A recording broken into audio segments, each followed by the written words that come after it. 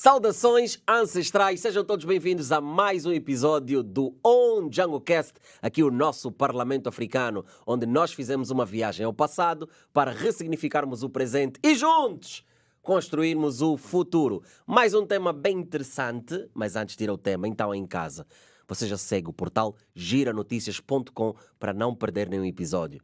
Então vá seguir agora, hein? Não perca, por favor. Hoje temos aqui... Ai. Uma figura, mas é uma figura que vem de Benguela. Ele já foi distinguido com o Prémio Provincial de Cultura e Artes em 2012. É um pesquisador das culturas africanas, é um homem que leva a língua umbundo para todos os sítios. A cultura dos Ovimbundo, é um autêntico defensor, é escritor. Temos aqui 4 livros dele. Já vou dizer de quem se trata, porque ele vem aqui abordar acerca de um tema muito interessante: a educação na sociedade Ovimbundo. Rituais de iniciação, como é que funciona, que valores ancestrais ainda estão vigentes nessa sociedade. Senhoras e senhores, aqui no On Django Cast, Daniel Gociante Patissa. Saudações ancestrais. É assim em casa, como é que se faz? Obrigado, Fábio. Obrigado, Fábio. Olá a todos os telespectadores da Rede Girassol. É um prazer estar aqui e partilhar esses minutos consigo e com a sua audiência. Muito bem. Gociante, gostou do nosso cenário? Completamente. Olha, eu pensava que esses microfones fossem só cenográficos, afinal são mesmo. Não, funciona. A minha primeira curiosidade era esta. A trabalhar, a produção. Não, gostei bastante e remete a este conceito muito atual do podcast. É uma palavra de alguma forma nova com a qual nos vamos acostumando e gostei os motivos africanos e, acima de tudo, o traço simples. Eu sou pela simplicidade. Benguela está com tudo. O centro, o sul daqui está com tudo. Já tivemos o Mano Arjago. Conhece o Arjago? Conheço, foi o meu primeiro editor, Arjago foi nosso instrutor quando andei no setor das organizações não governamentais. As primeiras ideias de lógica de projeto, quadro lógico. Trabalhamos muito na vertente de desenvolvimento comunitário, com ele na linha de topo. Portanto, sim, foi o meu primeiro editor. Arjago é duro. Me diz assim, na gíria, é duro. Um abraço, Arjago. À altura dos seus desafios. Pois é. Luciano. Perfeito. Aqui em casa, sim, no On Django, muito bem, nós temos uma pergunta-chave. Essa pergunta é feita a todos os convidados. Muito bem. Antes de entrarmos ao tema e tal, todo mundo responde a essa pergunta. Gociante, na sua opinião, o que todo africano deveria saber? O que todo africano devia saber? Olha, essas perguntas são do tipo perguntas simples e por isso são muito complexas de responder. Mas eu penso que o ponto de partida é o nome, porque o nome depois diz quem somos, acho eu. Porque se nós não sabemos a essência de quem somos, teremos dificuldade depois de saber quem é o outro, né? Então a minha leitura do mundo é sempre na perspectiva da alteridade, o meu lugar e o lugar do outro. É nessa perspectiva.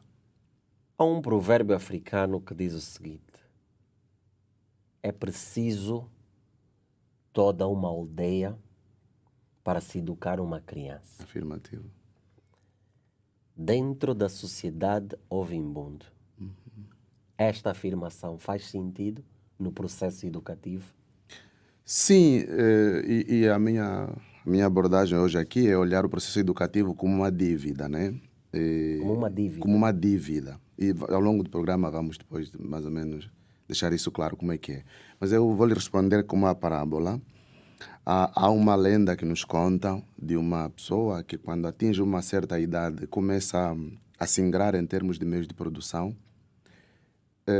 E porque a nossa educação é muito baseada na honra, honrar a palavra, honrar a dívida, ele vai bater à porta dos pais e diz: pai, por favor, diga-me, eu quero pagar a dívida que tenho para consigo. O pai gerou-me, a mãe, naturalmente, criaram-me.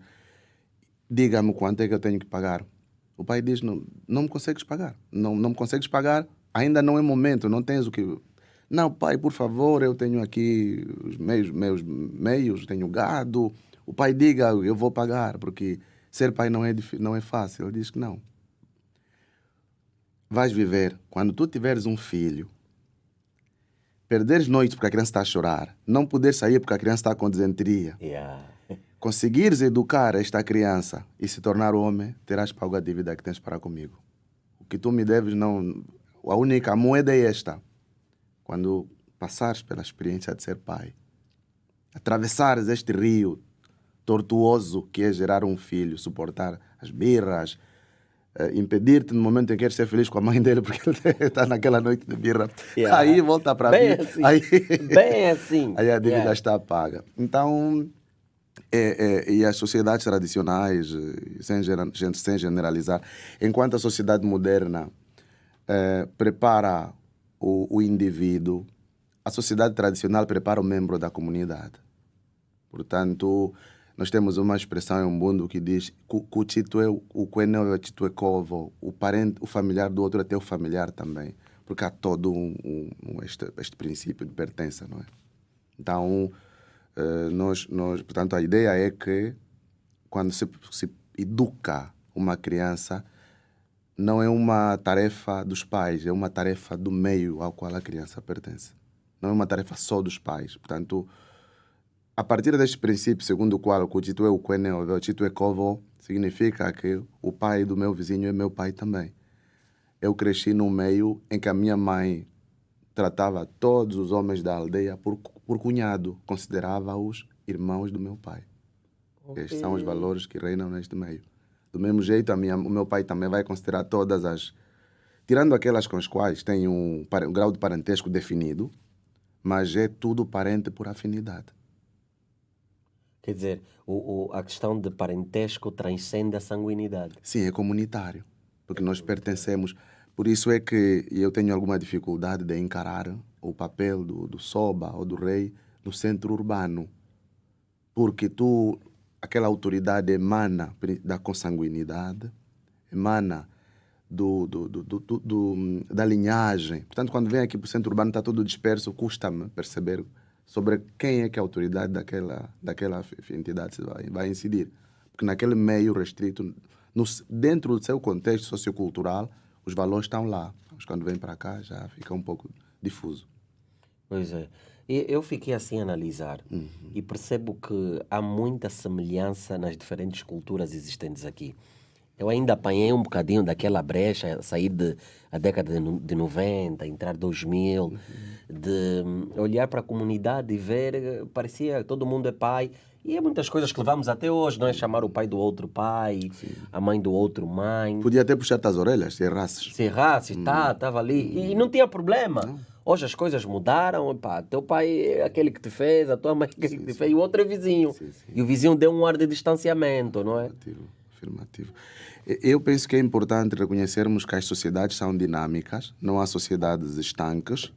Por isso mesmo a nossa abordagem para o tema de hoje vale na perspectiva de olharmos para o tema do ponto de vista da referência, do ponto de vista da essência. Porque depois há a degeneração, né? Então o que vamos tratar aqui hoje não quer dizer que haja uma sociedade Ovimbundo que seja de alguma forma parada no tempo, seja estanque, há sempre influência, sempre interferência. Então o que vamos dizer é aquilo que é a essência. Porque o rio tem uma nascente. Então vamos levar a nossa conversa da nascente e a descer. Portanto é nessa perspectiva. Pois é. Exatamente. Gociante, eu aqui fiquei com uma dúvida. Sim. Já que tem isso bem patente, principalmente na sociedade Ovimbundo, como é que acontece esse processo? Acredito que ainda é vigente, ou sempre teve, não sei se ainda é, mas sempre teve lá vigente a questão dos ritos de passagem, não é? Sim. E como é que acontece? Quais eram os fatores cruciais para esse processo do rito de passagem da infância para a puberdade? Olha, Medina, eu tenho a minha eu trago até uma cábula pronto para... Não, fica à vontade, aqui no Cubico vale tudo. Sim. Eu penso que para nós percebermos os ritos de passagem, temos que perceber os ciclos da vida, ciclo da natureza, né? Na visão?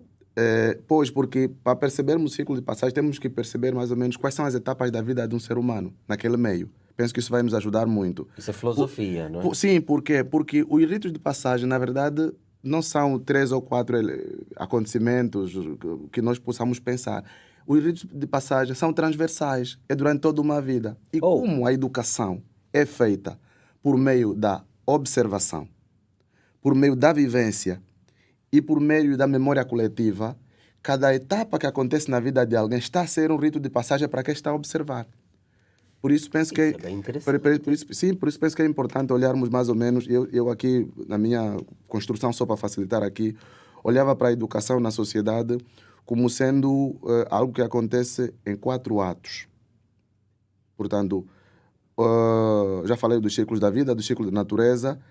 Já falamos aqui de que a educação é fundamentalmente feita olhando para a distribuição social de papéis, sendo o homem preparado para ser o provedor e, entre aspas, o herói, e a mulher para ser preparada como o berço e a mulemba frondosa.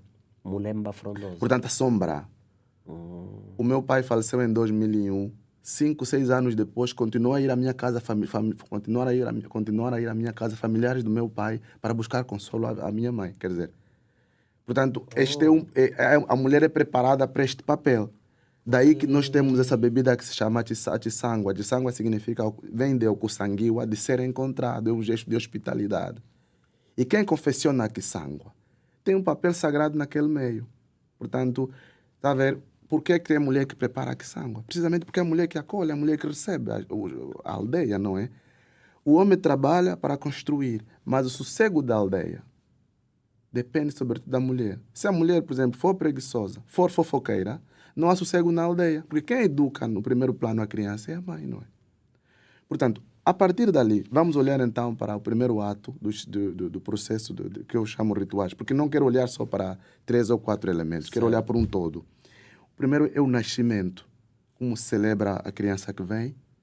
Tem portanto, os aplausos, os cânticos e pode ser quando é o nascimento ordinário, o nascimento extraordinário. Em algumas tribos, sabe que a nação Vimbundo tem variações, porque estende-se mais ou menos do Planalto Central a descer, não havia como ser todo mundo a proceder da mesma maneira, vão criando. Então, há partes em que quando se nasce gêmeos, os gêmeos são recebidos com um jogral de palavrões. É um misto de alegria porque vieram e preocupação, porque acredita-se que a margem de sobrevivência de gêmeos é pequena. Pronto, sabe que no passado a esperança de vida é baixa. E então, como havia muitas doenças, olhava sempre, quando são a gêmeos, havia muito pouco relato de gêmeos que vingavam, não é? Portanto, se fosse só rapaz, se fosse cruzado. Mas então havia essa preocupação. Então, a maneira que tinham de celebrar a vinda de gêmeos à Terra é disparatando. As tias do pai concentravam-se ali em altos... Mas isso era para ver se repreendiam alguma coisa? É uma espécie de exorcismo também. E depois atiravam fubá na cara da pessoa. Fazia parte, é um ritual, né? Eu vi isso em Benguela, sei que há uma região do Bia que faz também. Depois, a segunda etapa, esse que eu falo de palavrão, chamam o cutuca, passa, é um ritual. Claro que com a presença da religião isso vai passando, porque entretanto o disparate e o palavrão é associado à vida mundana e a uma certa rotura, né? Exato. Exatamente, valores. Depois, nascido o bebê, há uma etapa que é da atribuição de nome. A figura do xará. É um simbolismo. Portanto, o nome em si, o nome como tal, pode ter motivação filosófica, histórica, política, demográfica, mas porque são duas coisas. Uma coisa é o nome que se atribui à criança, outra coisa é o xará da criança. Porque, na realidade, há casos em que a criança não é chamada pelo nome do xará.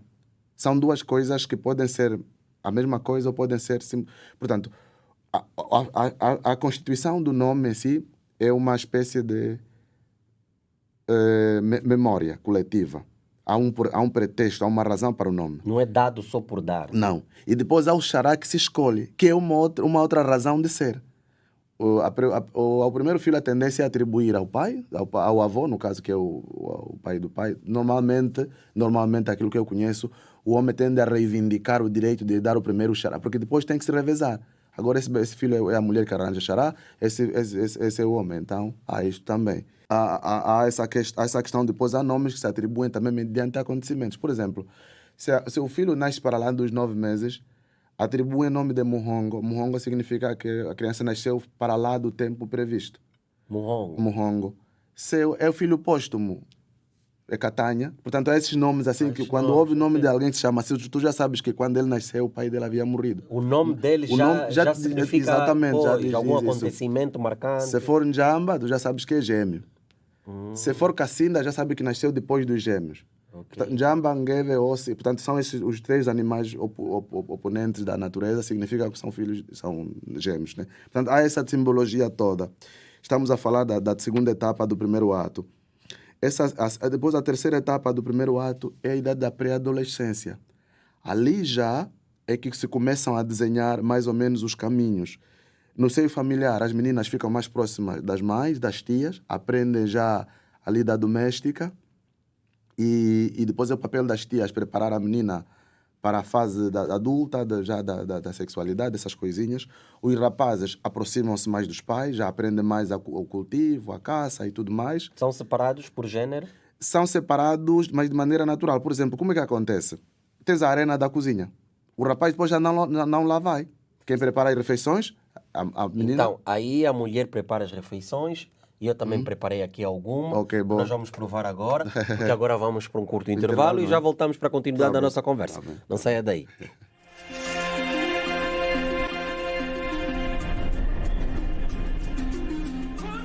Estamos de volta para dar continuidade à nossa conversa. Daniel Gociante Patissa é o nosso convidado de hoje. Pessoal de Benguela, estamos bem representados. Ih, pessoal de Benguela.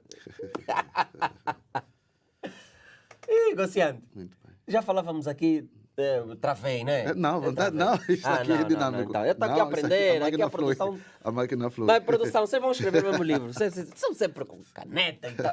Enfim, como eu ia dizendo, Sim, sim. sobre o processo. Os boa. rapazes são separados por um lado, as mulheres por outro. Sim, porque a idade da pré-adolescência já acentua um bocadinho mais a educação que é baseada no gênero e na divisão social de papéis, que falamos Isso na no princípio. pré-adolescência. Na pré-adolescência. Porque quando é criança é mais juntinhos, né? Ok. Mas quando já se começa a manifestar a pré-adolescência, desperta ali o cliquezinho para moldar já. E quase que não é preciso que se diga alguma coisa, né? Falamos outra vez que o processo educativo é por meio da observação, da dedução. Então as meninas passam a encostar-se mais às mães na lida doméstica, vão ao rio buscar água, vão lavar, preparam as refeições. Os rapazes seguem mais os pais no cultivo, na caça e depois há o processo das refeições. À noite, no meio ovembundo essencial, é uma entidade de educação para a vida, no sentido de que começa com a refeição, para o gênero masculino no Onjango. Onjango, que é a aglutinação de Onjo e Ohango, o espaço para a conversação, o espaço de convergência. Portanto, os meninos passam a jantar com os homens da aldeia. Falamos há bocado da linhagem. Então, como as pessoas constroem com base nos laços, os homens todos da vizinhança jantam num só sítio, concentram-se no Onjango do patriarca da zona e as esposas vão levar as refeições. O pré-adolescente passa a frequentar aquele meio. E ali a refeição é o pretexto de educação para a vida. Passam em revista a sociologia do meio, a filosofia, a educação do homem do amanhã. Portanto, a partir dali, naquele convívio com os mais velhos, está-se a moldar já o homem do amanhã. Okay. Então, estamos a falar do... E mesmo depois, a nível do serão, o pré-adolescente, que até há pouco tempo jogava um papel passivo a ouvir as histórias, as anedotas, as parábolas, agora também já passa a ser cobrado para reproduzir o que andou a ouvir. Então, aqueles contos que absorvemos enquanto passivos quando éramos criança, hoje temos a obrigação de restituir, de contar para os da nossa idade e para os que estão a vir. Portanto, ali passa a assumir um papel mais ativo. E depois há uma coisa que exige também, que mostra o ato de comer como instituição para ensinar a partilha, chama-se o colher e pata. Não, o colher cuta. O colher cuta tem a ver com, por exemplo, o colher é comer. O cuta é o ato de comer. Comemos na minha casa, depois vamos comer na tua casa. Está a ver? Então a mãe do Medina já sabe que quando eu fizer refeição para o meu filho, agora que ele é pré-adolescente, não faço só para um. Faço para o amigo ou para as pessoas com quem ele anda. Porque ele vai comer lá e vem comer aqui também. Chama-se escuta. Tudo isso faz parte. Para mim é um processo também de educação para a vida. Pois é. Tá vendo? A palavra que eu me queria lembrar é desprendimento. Eu sou assim no meu cubículo. Pois é, então, Sem saber, cozinhou né, só para... velho? A sua Mesmo mãe com já piteu sabe. caro, mas eu sou assim no meu cubículo. Pois, então a sua mãe já sabe que não cozinha só para o Pedro, porque o Pedro é um ser social. Exato. E está a ser formado Isso é para a bem vida. Ele profundo. tem que aprender a partilha. Isso Do é mesmo bem jeito que ele vai comer fora, aqui também tem que criar condições para os outros. Yeah. Portanto, esse é a força dos laços.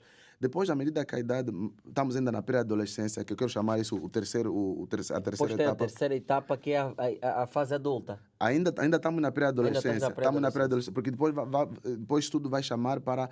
Está a ver como é que tudo está concatenado. Depois vem a Evamba, ou Equenge, ou Mukanda, que são rituais de circuncisão.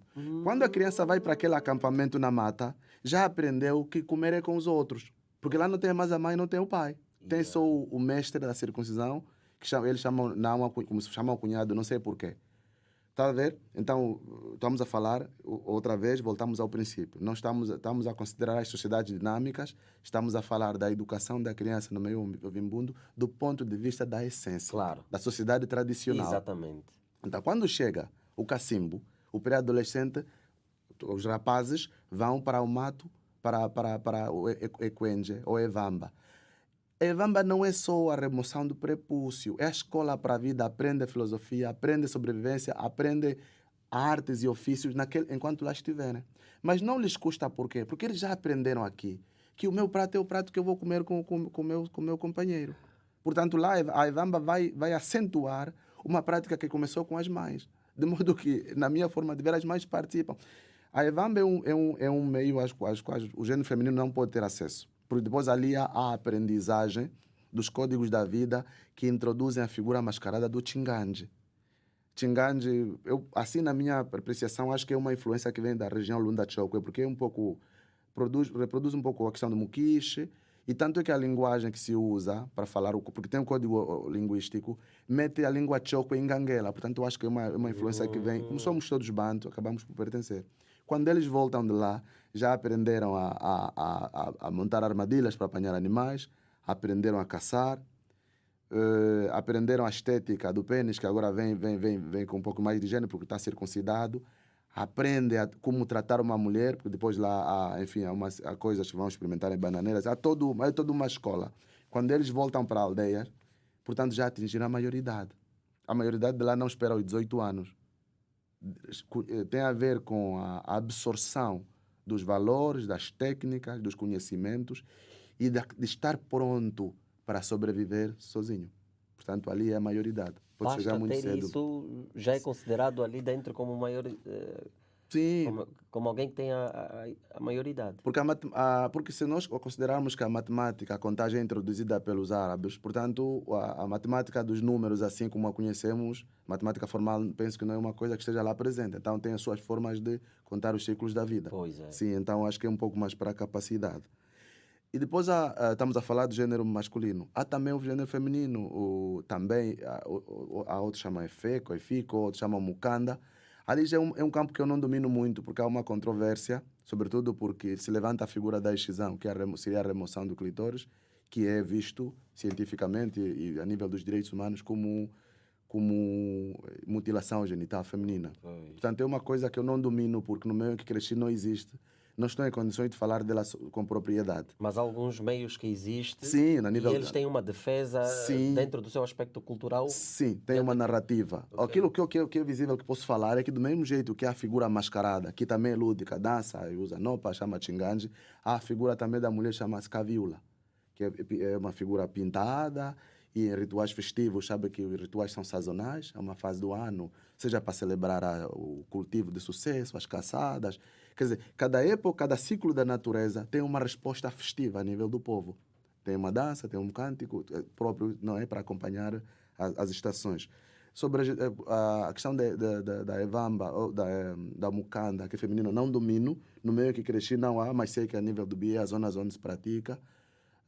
Vou só olhar para aquilo que é o aspecto, direi talvez positivo, que também da educação da mulher, porque ali a mulher aprende a arte de receber o homem como marido, como na cama, né? Calma aí, Gociante. Sim. Calma! Calma! Essa parte, com muita calma, fala só de novo. Tá bem.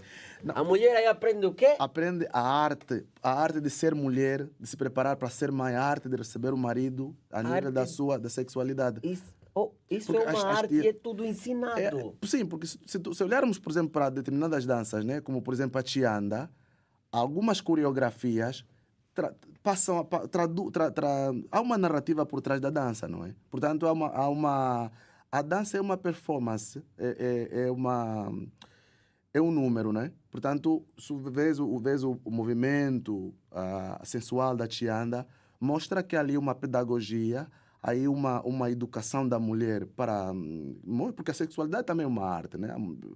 Hoje em dia temos muitos recursos, mas no passado eram as tias que ensinavam. Porque a questão, eu acho que as mulheres falariam melhor do que nós. A mulher está sujeita a muitas questões de natureza fisiológica, hormonal. Gerir tudo isso, as dores que tem que sentir, depois saber ao mesmo tempo ser esposa para o marido, mãe para os filhos. É preciso que haja uma escola.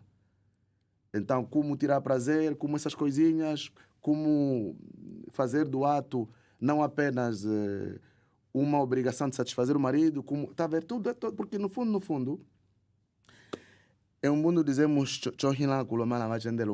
ou seja, o segredo da durabilidade dos casais desvendado é que faz muito jovem acabar solteiro tipo, ou seja, a capacidade de conter os segredos é que faz os lares durarem. E é que faz muitos jovens não acontecer, porque falamos todos, pomos todos. Eu repito. Juventude.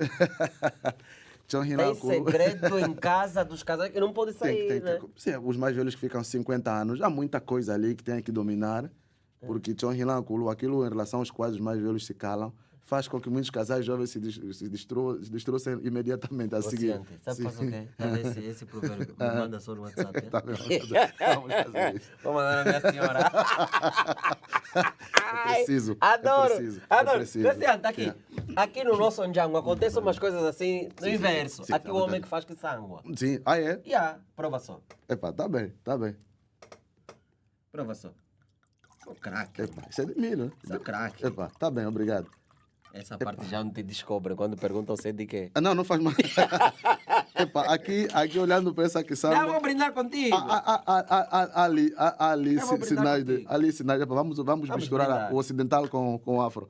Viva. Saúde. A mão de mulher ali. O homem não teria tanto gênio para preparar que sangue. Também não tem tempo, porque ele tem outras ocupações. O homem cabe assegurar que os pressupostos para que sangue existam. Oceante, vai provar aqui o nosso piteu. Prova aqui um bocado, meu irmão. Yeah. Conversa boa, tem que comer um bocadinho. Prova aqui um bocado. Epa, até não sei se vou para Jinguba, que me lembra a minha mãe, que era uma camponesa de mão cheia, mas não consumia. Prova aqui Ou alguma galete coisa. da quinta classe. Mostrarei em casa também algumas das suas obras. O homem que plantava aves. Tem assim uns títulos. Os livros que você ainda tive aqui a rir. Tem uns títulos assim, muito chamativos. O homem que plantava aves. E você pergunta, plantar aves?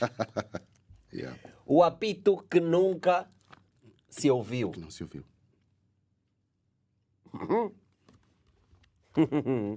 Aqui a Alexandra a apontar para ver se escreve um livro. Epá, não sei se vai sair um livro. O Áureo a tentar copiar os títulos para ver se também lança um, mas não sei. Não tem pernas o tempo. Seriam longas ou curtas demais, né? O tempo nunca chega. Loucura! Epá, então vocês conseguem ver aqui tem algumas das obras do Gociante Patissa. Gociante, muito bem. Estás a gostar aqui do... Olha, essa aqui tem ginão, essa aqui. Não, porque isso aqui agora está a me fazer viajar. Aqui, isso faz-me lembrar quando estudei na Catumbela. Nós íamos para a escola. Ao lado do caminho tinha aí a mãe do Ndombela que fazia os micates e galetes. Ndombela, sim. Ndombela continua lá. Ndombela continua lá, o homem da história. Ndombela, o irmão da Cassi Maquilande. São gente da Catumbela. Estudei muito na Catumbela. Estudei alguns anos na Catumbela. Então, A mãe do Ndombele é uma referência emblemática porque nos fazia engolir saliva, porque nunca tínhamos dinheiro para comprar galeta, era mesmo só olhar e passar. Era só com cheiro. Junto ao estádio da União da Catumbela. Consciente. Sim, sim. Aqui tem um pormenor muito importante. Eu nunca percebi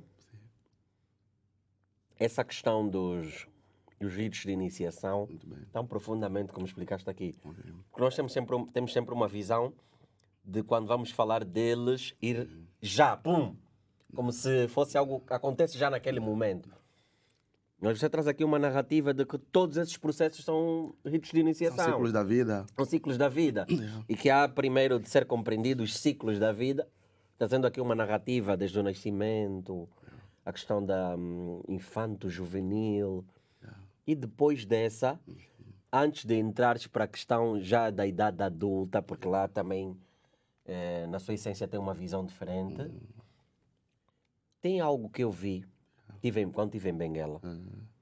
As mulheres já, depois de passarem por alguns rituais, elas faziam não sei se faz parte também dos rituais lá, deixa-me lá, o Quacuticepata. O Quacuticepata. O Quacuticepata, é assim. Sim. Eu lembro como se fosse hoje. Sim. Como é que acontece isso? Também faz parte dessa educação que é dada? Faz parte. Vamos voltar. Por que o Xará existe? O Xará existe para perpetuar a genealogia. Quando o Medina é Xará do seu avô, vai saber explicar como é que o avô surgiu, tá vendo? Tem duplo papel. Primeiro, homenagear a figura do Xará. Eternizar aquela Exatamente. figura. Mas dominar como é que a nossa família surgiu. Porque, tá vendo? A partir do momento em que a pessoa é rememorada, você vai saber como é que a genealogia surgiu. Há um tronco chamado Epata, que é a família. Então, a mulher, a noiva, a recém-casada, ao dia do festejo, passa há uma coisa que nós chamamos de Ochindumba. Ochindumba é uma espécie de...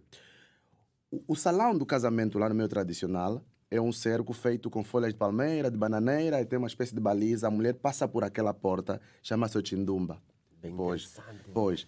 Então, no dia seguinte, vamos buscar os utensílios dela de cozinha. Ela vai preparar a refeição para os embaixadores da família dela, o Njenjekulo, o Katumalena, e para a família do marido. Então, o Kukwata é segurar, o Kukwatissa é solidificar os laços.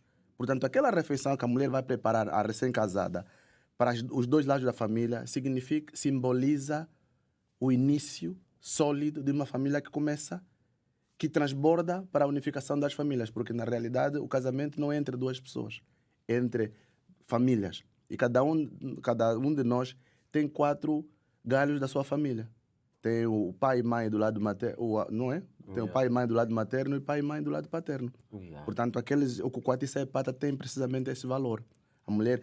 Mas ali também é um teste. Passa a ter 8, né? Passa a ter 8, mas também é um teste. Se a mulher lá tiver sido educada na base da preguiça ou mal preparada, não sabe cozinhar, e vai mostrar. Porque ela vai matar a galinha, ela vai fazer o funge, e já aprendeu da sua mãe como é que se serve as peças da galinha. Porque há todo um status das peças da galinha. Quem vai comer o quê? Mas tem que ser uma galinha a ser morta aí. Assim, ela vai pode matar para ela. Mas ela vai preparar a galinha. Ali vão notar como é que ela foi educada a ser prendada na cozinha. E ela vai servir as peças da galinha. A galinha tem um mapa que traduz o estatuto dentro da família. Então... Pois, quem come a moela, quem come as partes mais importantes, a mulher tem que saber isso, aprende lá com as tias e com a mãe. Agora, imagina que ela vai pôr a moela no prato das crianças. Ei! Faltou com respeito ao patriarca. O patriarca. Pois, está a ver? Há um provérbio em mundo que nós dizemos que é Feleviso, ou seja, sopra-me na vista que é para eu saber se tens mau hálito, né? Então é uma armadilha.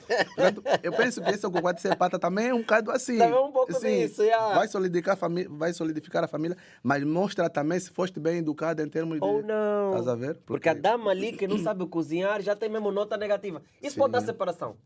Separação não digo já, mas pode dar uma má reputação para a família de onde vem. Sim. Isso tem muito peso, né? Vamos voltar à questão. Nos ciclos da vida, a educação de uma menina é responsabilidade do meio e no primeiro plano dos pais. Se ela não sabe cozinhar, significa que vem de uma família, tá a ver? Imaturo, tá a ver? Aí nasce já dali. E depois entra no estigma. Qualquer dia, tu já te vimos quando chegaste, qualquer dia discute com uma cunhada, vai dizer, tu mal sabes preparar uma galinha, não te vimos quando chegaste. Tá a ver? Isso conta, né? Mas nós devemos respeitar o tempo. Vamos mais para um intervalo. Já voltamos para essa conversa agradável aqui com Guciante Patissa. Já já.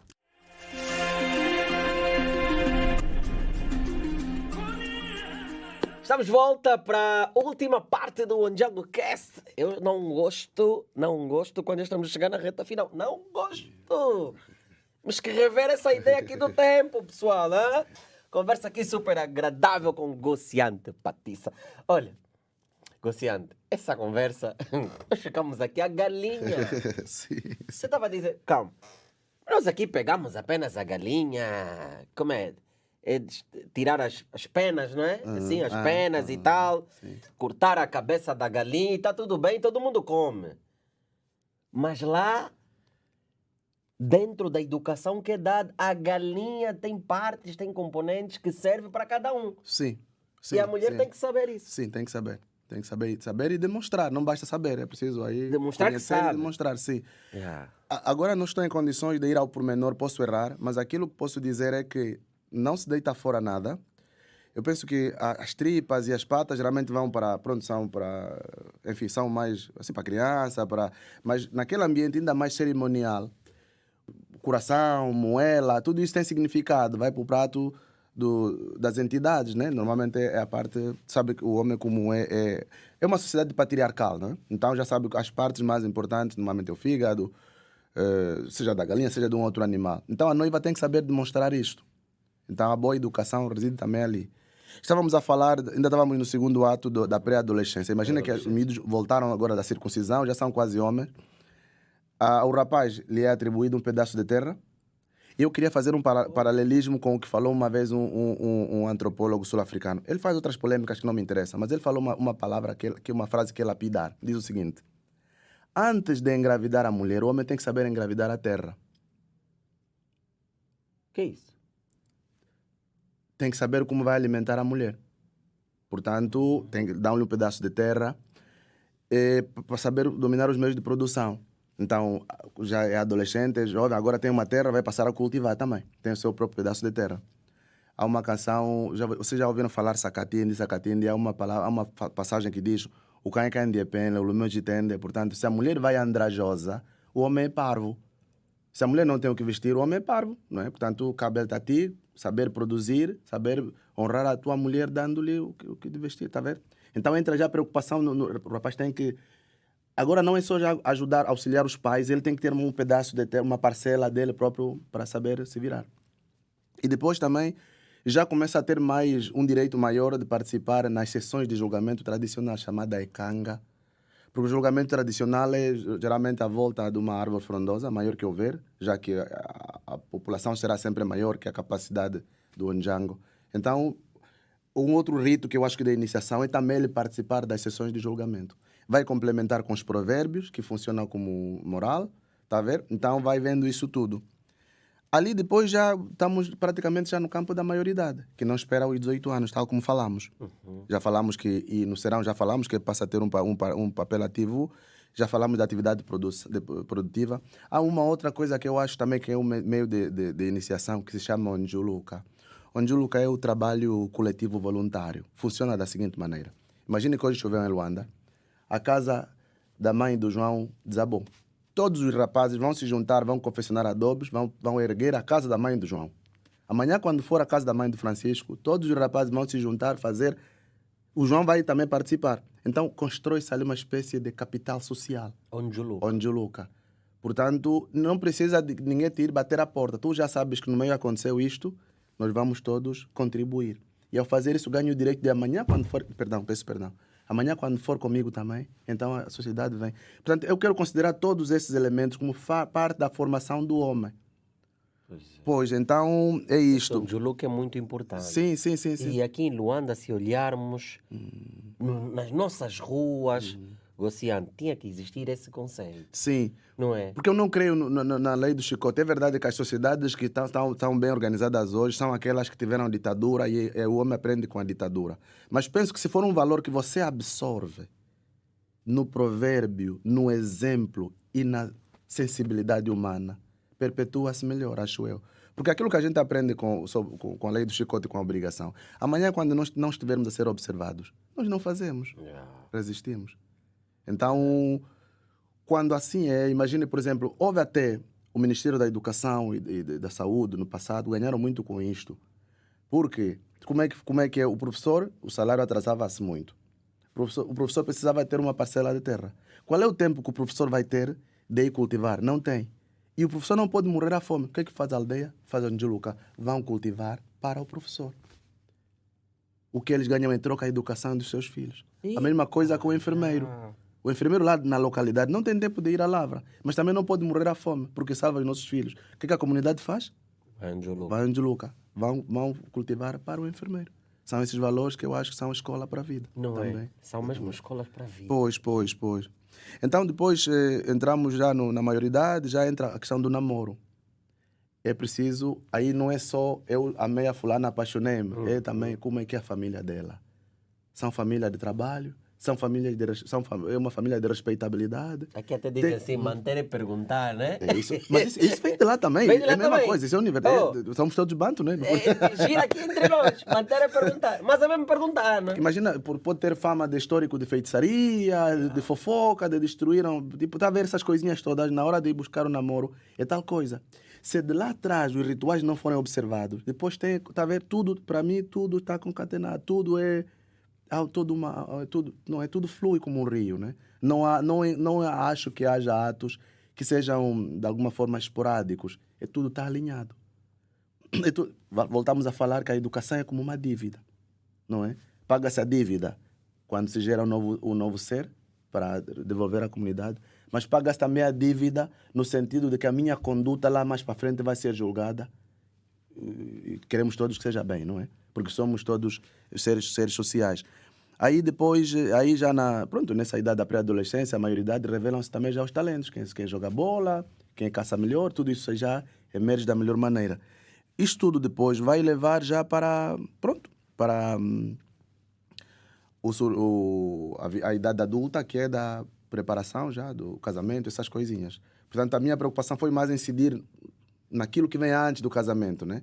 Embora tenhamos falado já do Kukwati Sepata, tudo isto. Portanto, eu acho que era mais ou menos esta abordagem. O resto depois são os provérbios. Nós temos um provérbio que... Ditanha que esse nhanho mola lenço. Depois pergunta, né? Lança, né? Ditanha que esse nhanho mola lenço. O outro responde.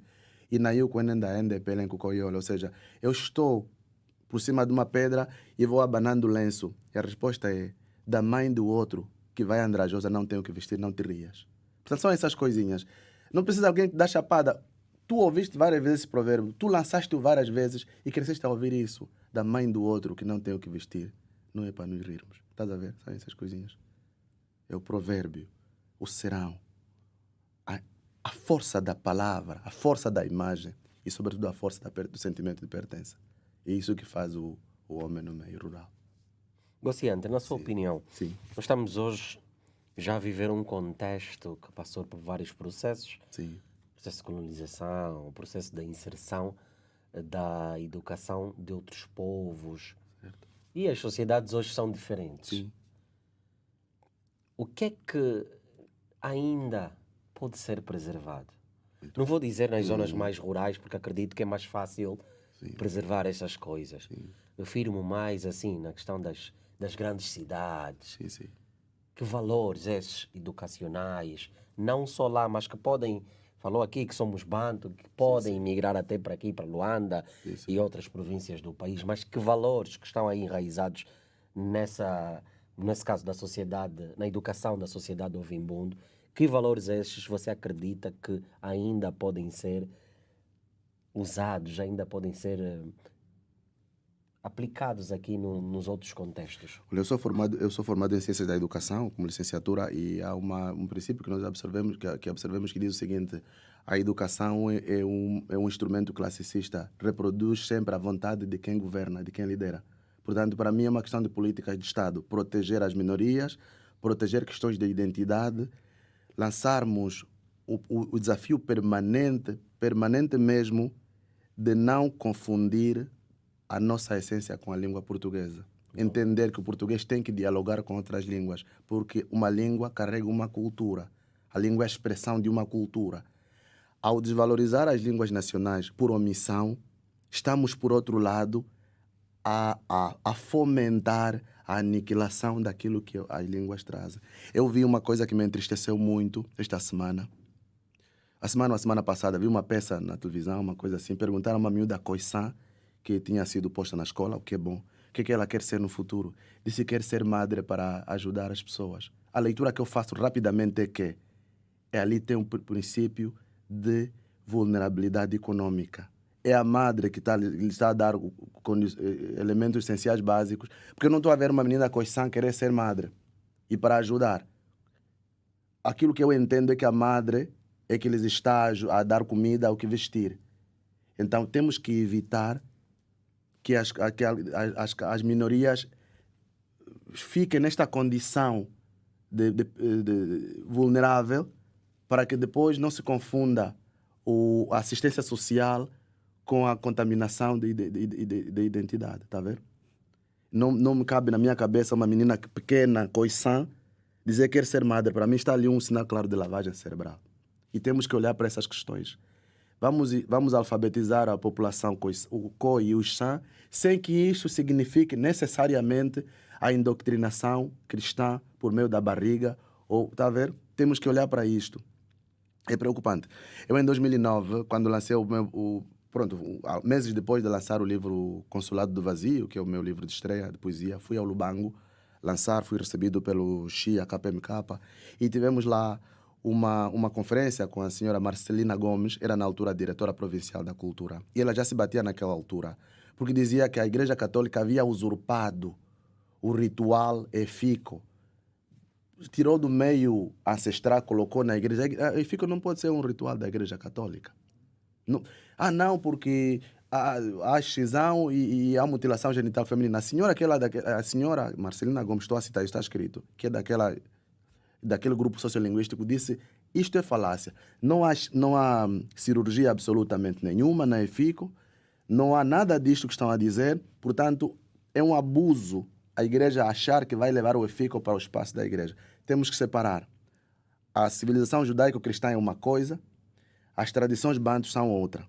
É verdade, você vai me dizer, não, mas a circuncisão também é uma usurpação cultural. Se olharmos, sim, né? Não estou a ver, vamos considerar que eventualmente sim. Mas é feita no espaço, na arena própria, não é feita. Portanto, o que eu quero dizer é o seguinte: é preciso que os agentes de socialização, a escola, a igreja, o desporto, as associações, joguem o seu papel no sentido de respeitar as manifestações culturais no seu contexto.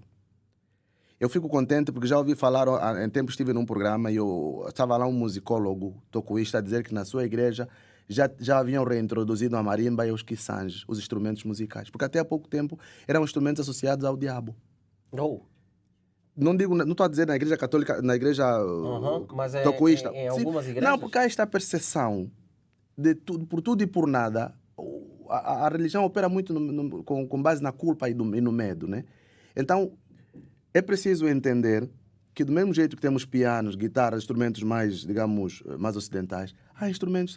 Se a pessoa quiser adorar o seu Deus tocando percussão numa cabaça, que o faça. Não pode haver a diabolização dos instrumentos. Quero dizer é isto, porque a cultura manifesta-se de várias maneiras, né? Pode ser por meio da dança, pode ser por meio das letras, do artesanato, da escultura, da palavra, tudo isso. O que precisamos de fazer e é uma palavra que deixo para o nosso governo, apostar nas bolsas de investigação. Os outros países se ingram porque funcionam assim, mobilizar. Primeiro a lei do mecenato, fazer com que o rico aloque dinheiro à cultura e por meio disso tenha isenção nos impostos. E patrocinar mesmo pesquisadores, há pessoas que estudaram muito, têm ferramentas para a investigação, mas para isso precisa de... Então, pagar bolsas teorizar esse nosso conhecimento, porque a palavra voa. Então é preciso transformar isso numa bagagem teórica, para que por meio do livro, ou por meio do audiovisual, por meio do vosso papel, isso se perpetue para outras gerações.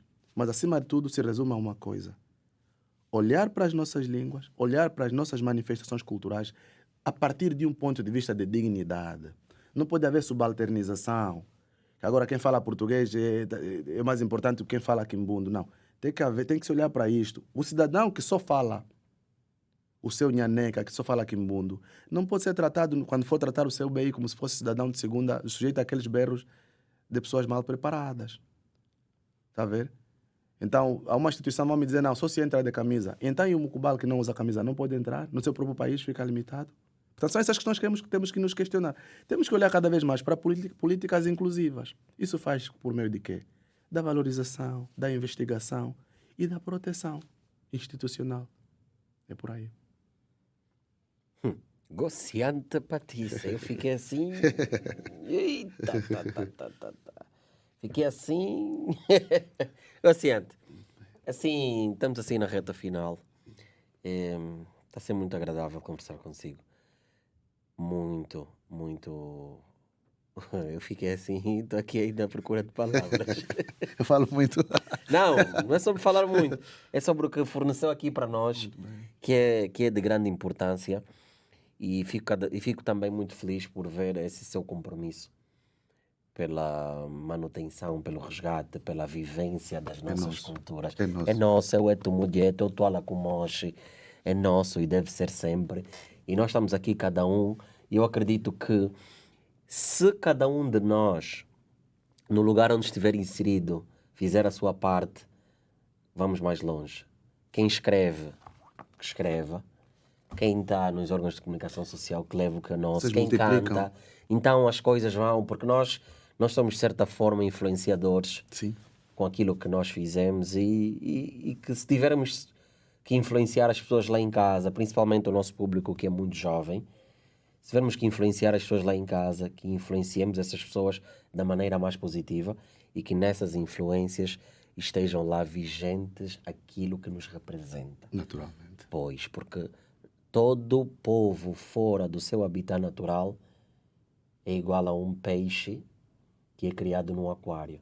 Sim. Ele pode sentir-se confortável, mas ele não sabe onde é que é a casa dele. Sim, é verdade. Pois. É. E o Marcos Garvey, o grande honorável Marcos Garvey, sempre dizia que um povo que não conhece a sua cultura, a sua identidade, é como uma árvore sem raiz. Completamente.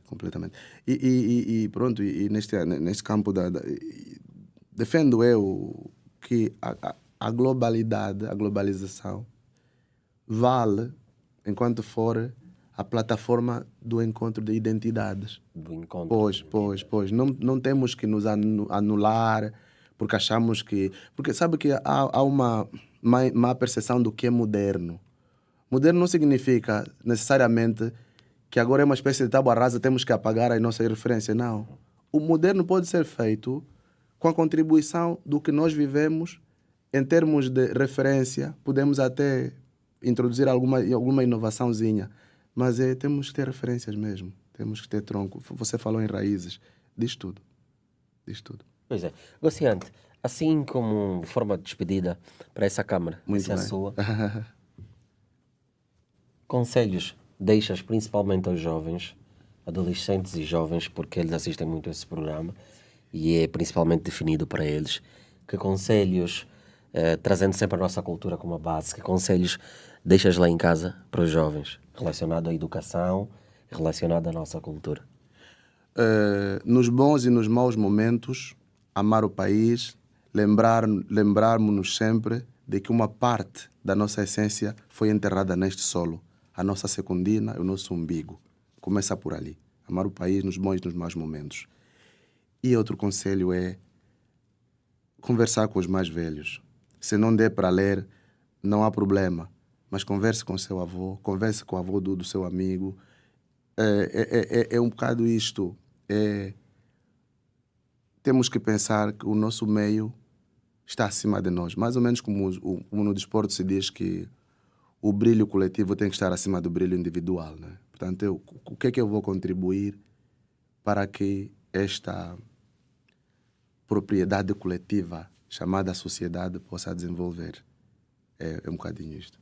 Distinguido com o Prémio Provincial de Cultura e Artes em Benguela, um grande defensor das culturas africanas, membro da União dos Escritores Angolanos, autor de vários livros e 4 deles estão aqui conosco,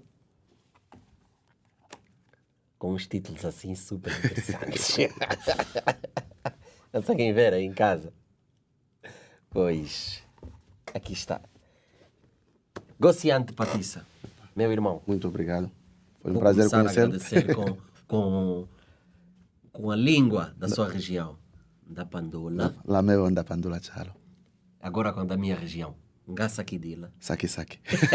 Moio, Quintuade, Assante, todos obrigados do mundo Obrigado. por partilhar connosco todo o conhecimento que tem, esse seu amor que eu consigo ver nos seus olhos, e juntos vamos sim dar as mãos e lutar até o fim para que o que é nosso seja respeitado, para que o que é nosso esteja no seu devido lugar. Obrigado. Muito obrigado mais uma vez. Obrigado. E Até a sempre próxima. que precisar, seja bem-vindo, porque aqui o Onjango é a casa de todos nós. E que continuem a girar à volta do sol. Com certeza.